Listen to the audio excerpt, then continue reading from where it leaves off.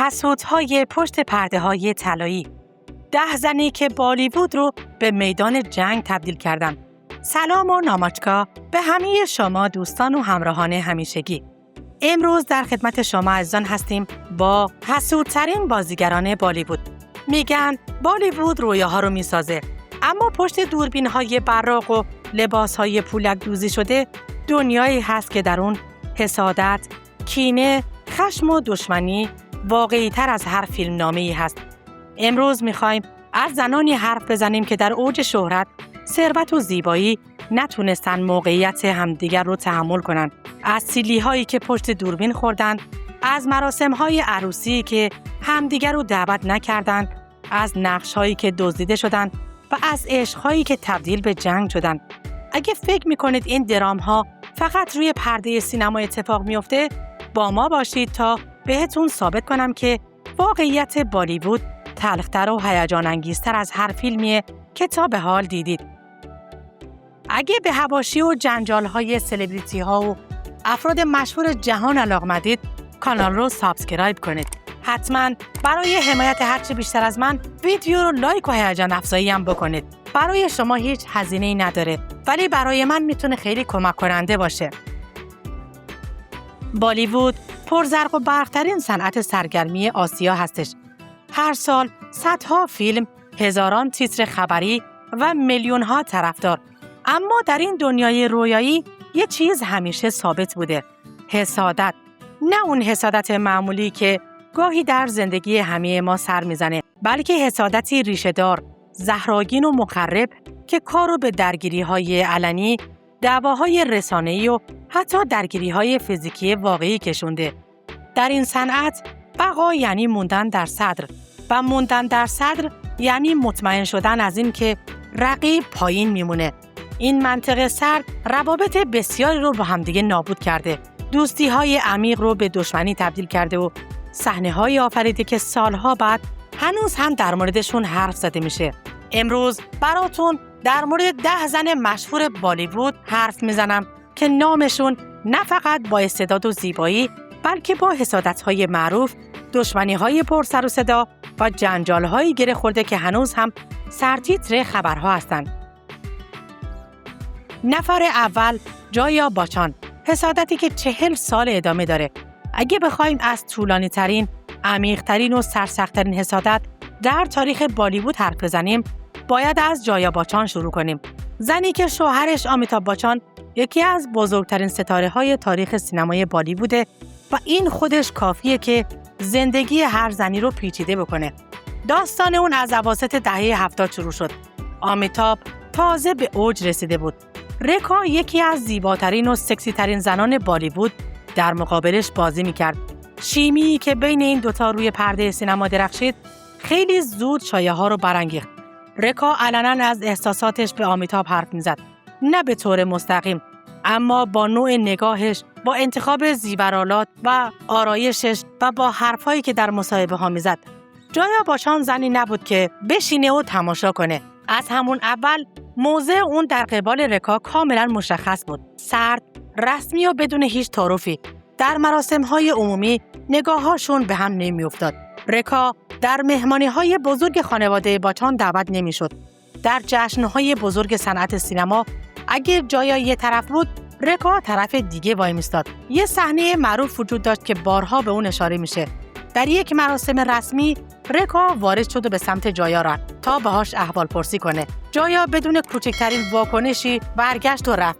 این صحنه مثل بمبی در رسانه‌ها منفجر شد. اما عمق ماجرا بیشتر از اون چیزی که فکر میکنید. بعضیا میگن جایا نه فقط از رکا، بلکه از خود شهرت شوهرش هم ناراحت بود. از اینکه آمیتاب باچان اونقدر بزرگ بود که دیگه فقط شوهر اون نبود، پدیده‌ای بود که متعلق به همه بود. این حس از دست دادن هرگز در جایا آرام نگرفت. 40 سال گذشته، هر دو زن حالا در سنین بالاتری هستند، اما هر بار که اسم رکا در محافل عمومی میاد، جایا باچان واکنش تندی داره. بعضی از حسادت‌ها هرگز پایانی ندارند. نفر دوم خود رکا هستش، زنی که عشقشو از شوهر دیگه‌ای خواست. رکا در این لیست جایگاه خاصی داره، چون اون هم به نوعی خودش قربانی بود و هم عامل این حسادت. از یه طرف عشقش به آمیتاب بچان چه واقعی چه افسانه‌ای همه زندگیش رو تحت شعاع قرار داد. از طرف دیگه نحوه علنی کردن این احساس یا سهواً آسیب بزرگی به زندگی شخصی خانواده بچان زد. اما حسادت رکا فقط نسبت به جایا نبود. در دوران اوج کارش اون با بسیاری از بازیگران زن دیگه رقابت‌های شدیدی داشت. جالبه که رکا هرگز خودش رو به عنوان کسی که حسادت میکنه معرفی نکرد. برعکس همیشه تصویر زنی مستقل، عارف مسلک و بالاتر از این حرفها از خودش ارائه داد. اما اونهایی که بهش نزدیک بودن میگن رکا خیلی حساس بود نسبت به مقایسه شدن با دیگران. وقتی بازیگر تازه می اومد و با زیبایی و استعدادش توجه رو جلب میکرد، رکا بلافاصله واکنش نشون میداد. نه با حرف، بلکه با تغییر سبک، با ارتقای بازیش، با شرکت در پروژه‌های بزرگتر. حسادتش محرک بود، اما مخرب هم بود. ازدواج کوتاه و غم‌انگیزش با کارگردان مشهوری که چندی بعد درگذشت و شایعه‌هایی که تا سالها دامنشو گرفت، همه بخشی از پرونده‌ای بود که رکا هرگز نتونست کاملاً از خودش پاک کنه. نفر سوم، کارینا کاپور، ملکه‌ای که هیچ رقیبی رو نمیپذیرفت. کارینا کاپور با یه اطمینان خاطر خاصی وارد بالیوود شد. اون میدونست که کی هست. از خانواده کاپورها میومد، یکی از مشهورترین خانواده‌های سینمای هند. این اعتماد به نفس خوب بود، اما گاهی مرز با غرور رو رد میکرد. دشمنی اون با پریانکا چوپرا یکی از معروفترین جنگ‌های بالیووده. ریشش به فیلمی برمیگرده که هر دو در اون بودن. پریانکا نقش منفی داشت و تمجید زیادی گرفت. کارینا که معمولاً ستاره اصلی بود، حس کرد که کسی داره جای اونو میگیره. کارینا در مصاحبه گفت پریانکا لهجه مصنوعی داره. پریانکا هم بی‌تفاوت نموند و جنگ لفظی بین اونها در گرفت و تا سالها ادامه داشت. اما شاید تلخ‌ترین دشمنی کارینا با بیپاشا باسو بود. گزارش‌هایی وجود داره که در جریان فیلمبرداری یکی از فیلم‌های مشترکشون اختلافشون به جایی رسید که کارینا به بیپاشا باسو لقب گربه سیاه رو داد. چیزی که بیپاشا هرگز فراموش نکرد و حتی کم بود که کار به درگیری فیزیکی هم برسه که دیگران مانع شدن. بعد از اون دیگه هیچ وقت با هم در هیچ فیلمی کار نکردن. کارینا همچنین از این که بازیگران جوانتر فضا رو می‌گرفتن خیلی ناراحت می‌شد. روزی که سیف علی خان همسرش در برنامه‌ای از رانی موکرجی تعریف کرد، کارینا اونقدر عصبانی شد که گفت سیف علی خان یه قاضی نامنصفه. حسادتش حتی به یک تعریف ساده هم برخورد می‌کرد. و اما نفر چهارم، رانی موکرجی، حسادت پنهان با نقشه‌های آشکار. رانی موکرجی زنی بود که با اون تصویر عروسکیش و اون چهره دختر معصوم بنگالی با چشم‌های گربه‌ای که دل همه رو می‌برد. اما پشت اون تصویر زنی بود که می‌دونست چطور برای جایگاهش بجنگه. ماجرای عاشقانش با آبیشک بچان پیش از ازدواج آبیشک با آشواریا حاشیه‌های زیادی رو براش به همراه داشت. وقتی این رابطه به هم خورد و آبیشک با آشواریا را ازدواج کرد، رانی حتی به مراسم عروسیشون هم دعوت نشد. این اتفاق رانی رو در جامعه بالیوود به موقعیت قربانی سوق داد. آدمی که اونقدر دور شده بود که حتی دعوتنامه مراسم مهمترین خانواده صنعت سینما رو هم نگرفت. رانی بعدها با آدیتیا چوپرا ازدواج کرد، ولی سایه اون سالها هرگز کاملا از بین نرفت. اونهایی که میدونن میگن رانی تا مدتها نتونست موقعیت آشواریا رای رو حذف کنه، نه فقط به خاطر آبیشک، بلکه به خاطر اینکه آشواریا همه چیزی بود که رانی سالها میخواست به جاش باشه. ملکه زیبایی جهان، همسر آبیشک بچان و ستاره کن. نفر پنجم، آیشواریا رای بچان، زیبایی که حسادت میکرد. شاید به نظرتون عجیب بیاد. آیشواریا رای بچان، ملکه زیبایی جهان، عروس خانواده بچان، یکی از شناخته شده ترین چهره‌های هند در جهان بود. چرا باید حسادت میکرد؟ اما اینو باید بدونید که حسادت منطق زیبایی نمیشناسه. ماجرای اون با رانی موکرجی رو گفتیم، اما حسادت آیشواریا محدود به رانی نبود. وقتی سونام کاپور، دختر جوان آنیل کاپور، وارد بالیوود شد، خیلی زود ادعا کرد که میخواد تبلیغات برندی که آیشواریا رای بچان سفیرش بود رو ازش بگیره. سونام در مصاحبه‌ای گفت که آیشواریا رای مثل یک خاله برای نسل جدید بالیووده که این باعث توهین به آیشواریا شد. آیشواریا رای هم خاموش ننشست و در جشنواره فیلم کن وقتی هر دوشون قرار بود روی فرش قرمز حاضر باشن گفت اگه سونام باشه من نمیام. این تقابل مستقیم در دنیایی که معمولاً دشمنی‌ها زیر پوست قرار میگیره بسیار غیر معقول بود. آیشواریا همچنین نسبت به زنانی که در کنار همسرش کار میکرد هم حساسیت شدیدی داشت. گفته میشه که وقتی آبشک میخواست با رانی موکرجی در پروژه همکاری کنه، آیشواریا شدیداً مخالفت کرد. این نوع کنترل گاهی مستقیما بر مسیر حرفه‌ای شوهرش تأثیر میذاشت. نفر ششم، سونام کاپور. حسادتش با ادعای صداقت. سونام کاپور در بازیگری مهارتی نداشت، اما هنر خاصی داشت در توهین کردن به دیگران با لبخند روی لبش. اون در مصاحبه‌ها، در برنامه‌های گفتگو و در پست‌های اجتماعیش اونقدر رک و بی‌پروا حرف می‌زد که گاهی این صداقت بیش از حدش مستقیما به چهره دیگران می‌خورد.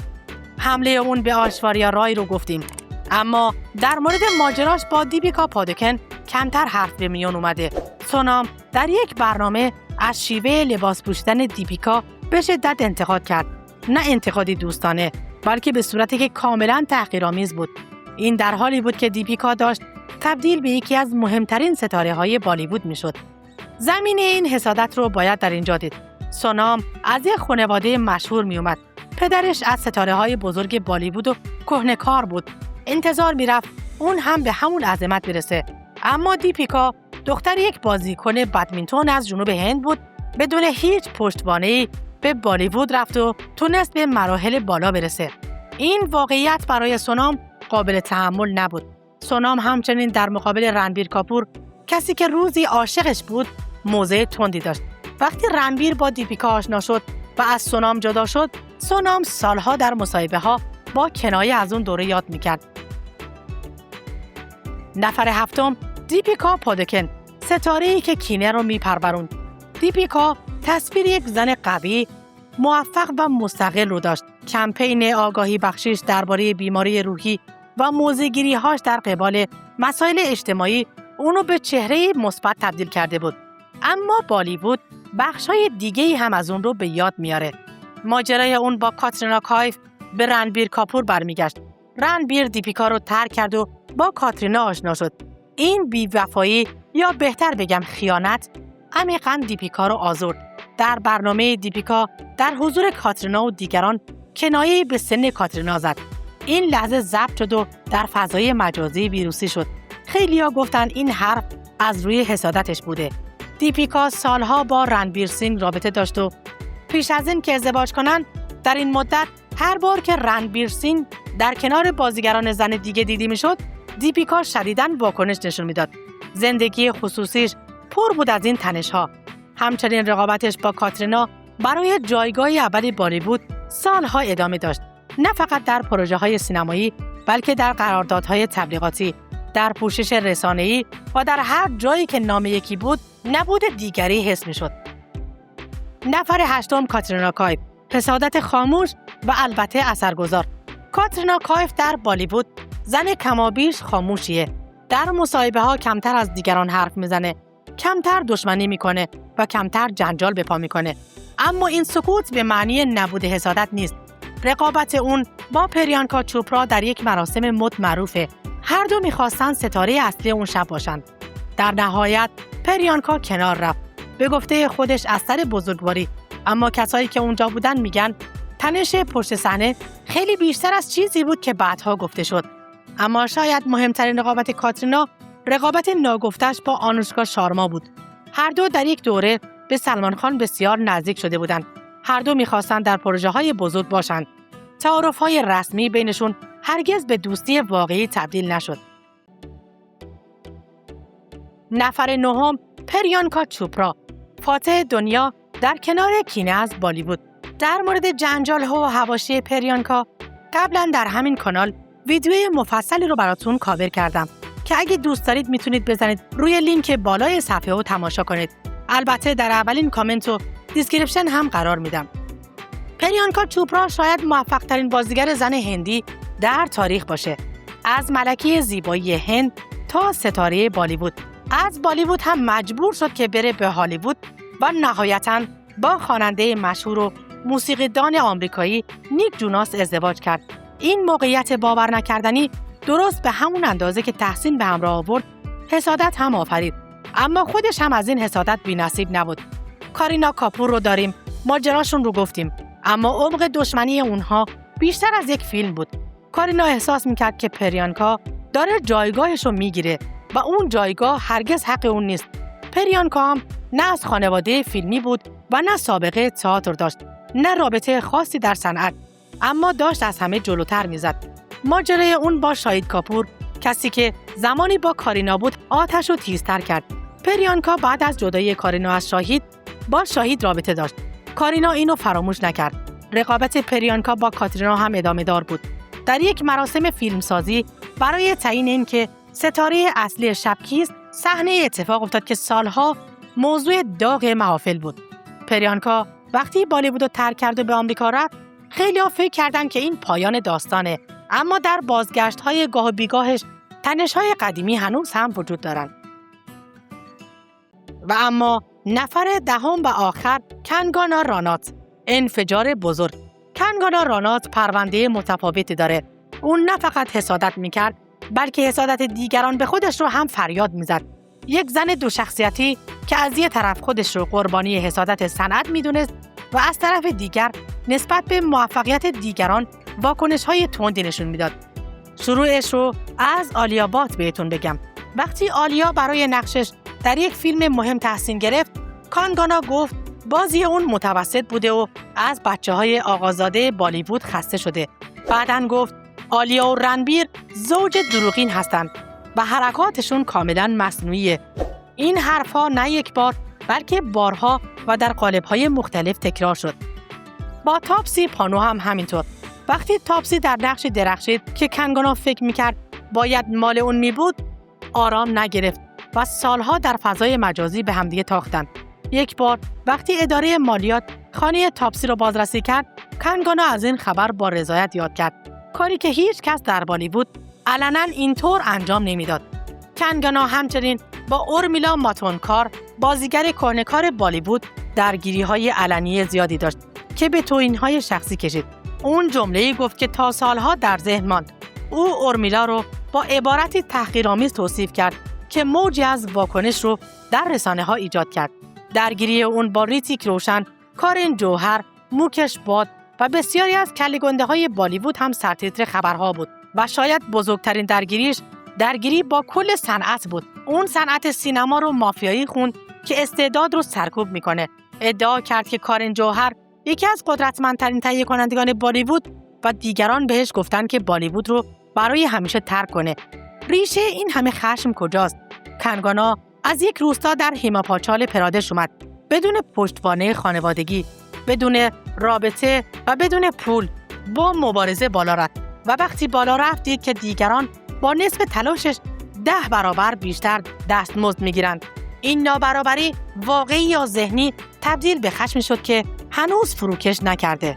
و اما در مورد درگیری کنگانا با کارن جوهر و کل حواشیش قبلا ویدیوی مفصلی رو در همین کانال براتون کاور کردم که لینکش رو بالای صفحه میبینید. اون تنها کسی که جرأت کرد که بگه همه دارن حسادت میکنن و این جرأت هم معروفترین و هم منزوی‌ترینش کرد. بالیوود دنیایی که ظاهرش پر از زرق و برق و لباسهای گران قیمت و جواهرات منحصر به فرده، اما اگه کمی عمیق‌تر نگاه کنیم میبینیم که همون انسان‌هایی که روی پرده به ما لبخند میزنن پشت دوربین و صحنه‌ها درگیر کینه‌ها، حسادت‌ها و رقابت‌هایی هستن که هیچ پایانی ندارن. به نظر شما در بین اسامی که نام بردم حسودترین زن بالیوود کدوم یکی بود؟ در آخر ممنون که تا اینجا با ما موندید. اگه این ویدیو براتون جالب بود، لایک و هیجان افزایی فراموش نشه. کانال رو هم دنبال کنید تا از پشت پرده های دنیای سرگرمی بالیوود بیشتر بدونید. تا برنامه بعدی، بدرود.